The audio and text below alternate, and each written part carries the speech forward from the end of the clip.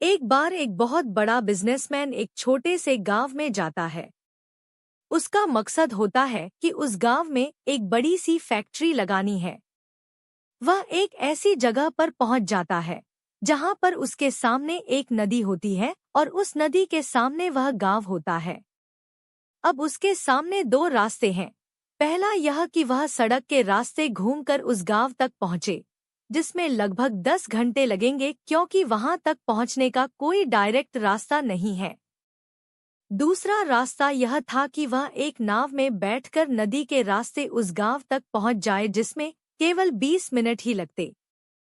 तो अपना टाइम बचाने के लिए उसने उस नाव के जरिए गांव तक पहुंचने का फैसला किया। वह नाव बहुत छोटी सी थी, जिसमें एक तरफ वह आदमी बैठा था जो नाव चला रहा था और दूसरी तरफ वह बिजनेसमैन बैठा था। नाव में बैठने के थोड़ी देर बाद उस बिजनेसमैन ने नाव वाले से पूछा, तुझे पता है तेरी नाव में कौन बैठा है? तो नाव वाले ने बड़े भोलेपन से कहा, नहीं साहब, मैं नहीं जानता। तब बिजनेसमैन ने कहा, अरे तू अखबार नहीं पढ़ता है क्या? मेरी फोटो हर दूसरे तीसरे दिन अखबार में छपती है। तो नाव वाले ने कहा, अरे साहब, मुझे पढ़ना लिखना नहीं आता है। मैं बहुत छोटा सा था जब मेरे पिताजी गुजर गए थे और अपने परिवार का ध्यान रखने के लिए मैं बचपन से ही काम में लग गया। इसलिए मेरा स्कूल बचपन में ही छूट गया था। यह सुनकर उस बिजनेसमैन ने नाव वाले का मजाक उड़ाते हुए कहा, तुझे पढ़ना लिखना भी नहीं आता है, ऐसी जिंदगी का क्या फायदा? यह सुनकर उस नाव वाले को बुरा तो लगा, लेकिन उसने कुछ नहीं कहा। थोड़ी देर बाद वह बिजनेसमैन उस नाव वाले से बोला, अभी कुछ दिन बाद यह जो तू सामने जमीन देख रहा है ना, वहाँ मेरी एक बड़ी सी फैक्ट्री लगेगी जहाँ पर हम मिनरल वाटर की बॉटल्स बनाएंगे। उस नाव वाले को बात समझ नहीं आई। उसने कहा, किस चीज की फैक्ट्री? तो बिजनेसमैन ने बड़े इरिटेट होकर उससे कहा कि वहाँ पानी की बोतलें बनेंगी जो तेरे गांव में नहीं बिकती लेकिन शहरों में बहुत बिकती है। तब नाव वाले ने कहा, अरे साहब, मुझे कहाँ पता होगा, मैंने तो कभी इस गांव से बाहर निकला ही नहीं। फिर बिजनेसमैन ने उसके ऊपर हंसते हुए बोला, तू कभी इस गांव से बाहर तक नहीं गया, तुझे पता ही नहीं कि शहर क्या होता है, ऐसी जिंदगी का क्या फायदा? उसकी बात सुनकर नाव वाले को सच में यह लगने लगा कि उसकी जिंदगी किसी काम की नहीं है। यह सोचते हुए उसकी नाव पर से ध्यान हटी और नाव की एक बड़े से पत्थर से टक्कर हो गई, जिसकी वजह से नाव में पानी भरने लगा और नाव डूबने लगा। उस जगह पर पानी बहुत ही गहरा था और किनारा बहुत दूर था। नाव वाले को समझ आ गया कि अब इस नाव को बचाने का कोई तरीका नहीं है। फिर वह अपनी जान बचाने के लिए नदी में छलांग लगाने ही वाला था। तभी उसने बिजनेसमैन ने पूछा, आपको तैरना तो आता है ना? तो बिजनेसमैन ने घबराकर पूछा, ऐसा क्यों पूछ रहे हो? मुझे तैरना नहीं आता है। उसकी यह बात सुनकर नाव वाले को हंसी आ गई और बोले, साहब, आपको तैरना तक नहीं आता, ऐसी जिंदगी का क्या फायदा? यह सुनकर उस बिजनेसमैन को अपनी गलती का एहसास हुआ और हाथ जोड़कर उसने नाव वाले से कहा, तुम जो मांगोगे मैं तुम्हें वह दूंगा, बस मेरी जान बचा लो। तो उस नाव वाले ने कहा, अरे साहब, घबराओ नहीं, मुझे सिर्फ तैरना ही नहीं आता है बल्कि डूबते हुए लोगों को बचाना भी आता है। आप मुझे कसकर पकड़ लो, मैं आपको कुछ नहीं होने दूंगा। और फिर उस नाव वाले ने न सिर्फ अपनी बल्कि उस बिजनेसमैन की भी जान बचाई।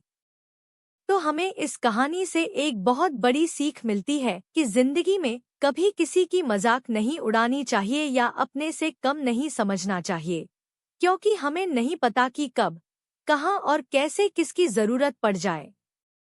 एक बार एक छोटी सी बच्ची हाथ में मिट्टी की गुल्लक लिए भागती हुई एक दवाई की दुकान पर गई। वह काफी देर तक वहां पर खड़ी रही, लेकिन दुकानदार का ध्यान उस पर नहीं गया क्योंकि वहां पर काफी भीड़ थी। उसने दुकानदार को कई बार बुलाया लेकिन दुकानदार का ध्यान उस पर नहीं गया क्योंकि वहां पर भीड़ बहुत थी।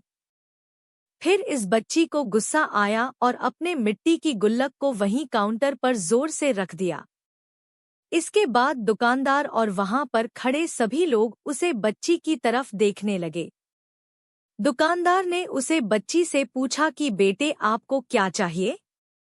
तो वह बड़े ही भोलेपन से बोली, मुझे एक चमत्कार चाहिए। यह सुनकर दुकानदार को कुछ समझ में नहीं आया और ना ही वहां पर खड़े लोगों को कुछ समझ में आया। सभी उसकी तरफ देखने लगे। फिर दुकानदार ने उससे कहा कि बेटे चमत्कार तो यहाँ पर नहीं मिलता है। तो बच्ची को लगा कि वह उसे झूठ बोल रहा है। उसने कहा कि मेरे गुल्लक में बहुत पैसे हैं। बताओ आपको कितने पैसे चाहिए? मैं आज यहाँ से चमत्कार लेकर ही जाऊंगी। तभी काउंटर पर खड़े एक आदमी ने उससे पूछा कि बेटी क्यों चाहिए तुमको चमत्कार?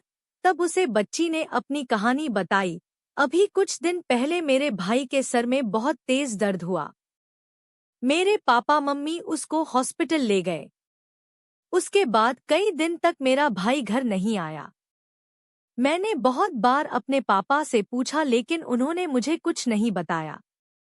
वो बार बार यही बोलते रहे कि वह कल आ जाएगा, लेकिन वह अभी तक घर नहीं आया है। तभी मैंने देखा कि मम्मी रो रही थी और पापा उनसे कह रहे थे कि हमारे बेटे के इलाज और दवाइयों के लिए जितने पैसे चाहिए उतने पैसे मेरे पास नहीं है। अब उसको कोई चमत्कार ही बचा सकता है। तब मुझे लगा कि मेरे पापा के पास अगर पैसे नहीं भी हैं तो क्या हुआ, मेरे पास तो है। इसलिए मैंने जितने भी पैसे जोड़ रखे थे वह सारे पैसे लेकर मैं इस दवाई की दुकान पर आई हूँ ताकि चमत्कार खरीद सकूं। फिर उस आदमी ने बच्ची से पूछा कि कितने पैसे हैं तुम्हारे पास? यह सुनते ही बच्ची ने गुल्लक उठाई और जमीन पर पटक कर उसे फोड़ दिया और पैसे गिनने लग गई। वहां पर खड़े सभी लोग उसे देख रहे थे। थोड़ी देर बाद उसने सारे पैसे इकट्ठे किए और बोली, मेरे पास पूरे 19 रुपए हैं। वो जो आदमी वहां पर खड़ा था वह थोड़ा सा मुस्कुराया और बोला कि अरे तुम्हारे पास तो पूरे पैसे हैं, इतने का ही तो आता है चमत्कार। यह सुनकर वह बच्ची बहुत खुश हो गई और बोली चलो मैं आपको अपने पापा से मिलवाती हूँ। बाद में पता लगा कि वह आदमी कोई आम आदमी नहीं था, बल्कि एक बहुत बड़ा न्यूरो सर्जन था और उसने सिर्फ 19 रुपए में उसके भाई की सर्जरी कर दी। उसका भाई कुछ दिन बाद ठीक हो करके घर वापस आ गया। फिर कुछ दिन बाद वह बच्ची, उसका भाई, उसके पापा और मम्मी चारों एक साथ बैठे हुए थे और बात कर रहे थे। तभी उसकी मम्मी ने उसके पापा से पूछा कि अब तो बता दो यह चमत्कार आपने किया कैसे? तब उन्होंने अपनी बेटी की तरफ देखकर कहा, चमत्कार मैं नहीं, इसने किया है। तो यहाँ पर एक बहुत बड़ी सबक है जो हम उस छोटी सी बच्ची से सीख सकते हैं। जिंदगी में कभी कभी ऐसा होता है कि हमको कोई रास्ता नजर नहीं आ रहा होता है और हम लोग हिम्मत हार जाते हैं। तब हमारे अंदर एक बच्चा होता है जो कोशिश करने से कभी पीछे नहीं हटता है। वह हार मानने को तैयार ही नहीं होता है क्योंकि उसको ना शब्द समझ नहीं आता है। वह बच्चा जिसके लिए कुछ भी नामुमकिन नहीं है कि क्योंकि वह हर हाल में कोशिश करता ही रहता है।